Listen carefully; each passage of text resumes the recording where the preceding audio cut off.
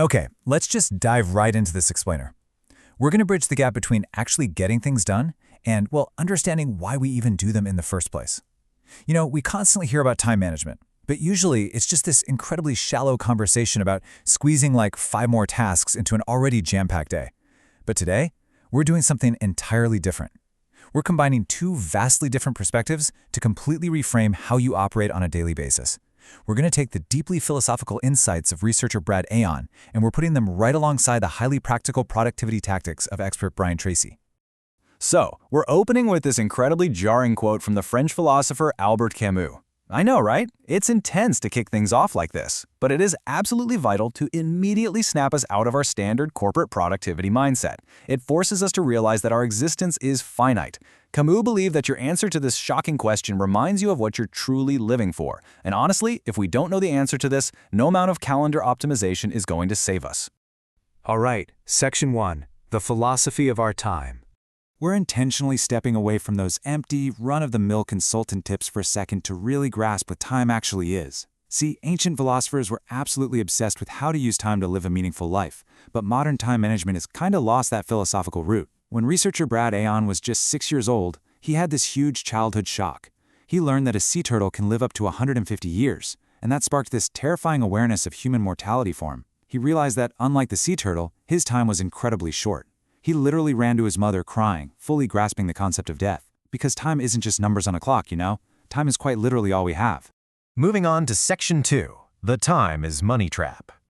Now that we've got the existential stage set, we absolutely have to confront this toxic modern mindset that equates our precious hours directly with dollars. There's this stark contrast between two common ways we view time. On the left side here, Brad Aon tells a story about a contractor who made $160 an hour. This guy actually got angry spending time with his own kids because he viewed that time as lost revenue.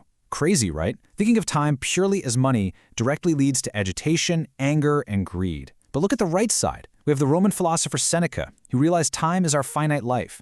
If we just equate time to money, we're valuing our lives way too cheaply, basically pretending we're going to live forever. When you realize death is inevitable, that $160 an hour seems a whole lot less significant.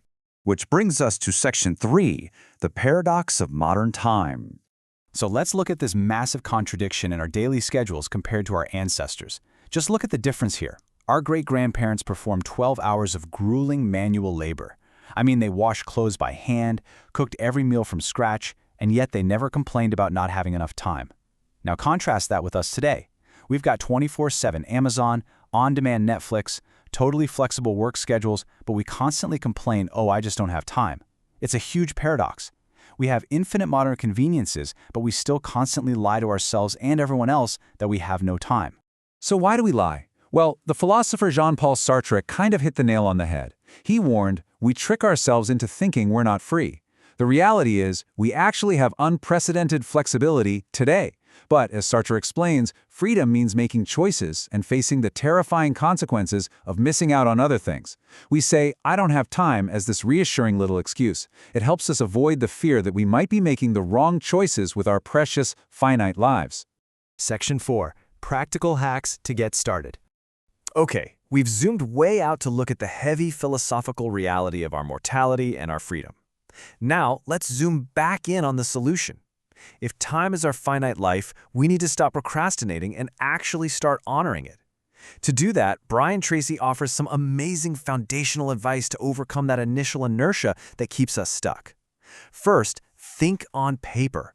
Literally write out every single step of your task. Actually, not just write it, break it down into manageable parts. Second, come fully prepared in advance. Gather everything you need so you don't have an excuse to get up and distract yourself. And third, take one small step to start.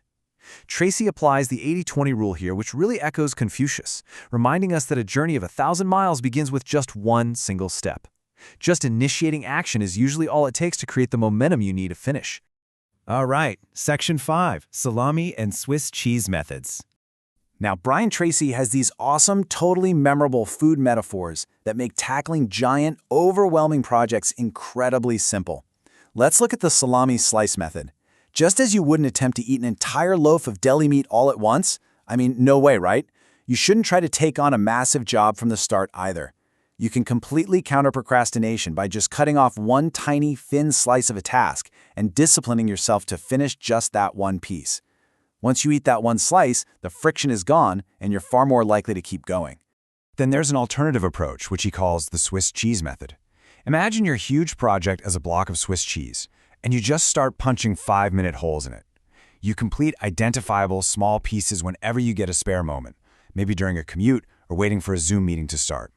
For instance, writing just 1 page a day feels incredibly small, but as this method proves, that yields a massive 365-page book by the end of the year. It's all about consistent, bite-sized progress. Tracy also gives us this absolutely crucial piece of psychological advice. Tackle whatever causes you the greatest emotional distress or fear first. Because often, the real reason we claim we don't have time is simply because we're dreading a specific task. Tracy says if you deal with whatever causes you the most fear right out of the gate, you break the emotional logjam. By getting that huge weight out of the way, you completely free up your mind and your energy to get everything else done with ease. Section 6. Combining action with meaning. Let's zoom back out and finally bring this all together. We need to synthesize Brian Tracy's relentless productivity hacks with Brad Aon's profound call for a well-lived intentional life. Because let's be real, efficiency without meaning is just running really fast in the wrong direction. Your time management doesn't just affect your personal to-do list, it impacts all of society. You have to actively question if taking weekend calls from your boss is truly worth trading your finite life for. Remember, you're paying them with your life, not just your time. We also need to stop using no time as a comfortable excuse for avoiding our civic duties, like voting or expanding our minds through reading. And most importantly, because we actually do have time, we must consciously choose to share our precious life with the people we care about to combat the growing isolation in our modern world. And that leaves us with one final, incredibly vital question. Combining Tracy's highly practical advice to start with the end in mind and Aon's deep philosophical search for meaning, we have to ask ourselves, what would your completed, excellent project look like? And is it truly worth trading your finite life for? If it is, then for sure, use the salami slices and Swiss cheese hacks to get it done efficiently. But if it's not, well then, it's time to face your freedom and choose a better path. Think deeply about that the next time you catch yourself saying you don't have time. Thank you so much for joining me for this explainer. I really hope it gave you some incredible tools and a completely new perspective on your schedule.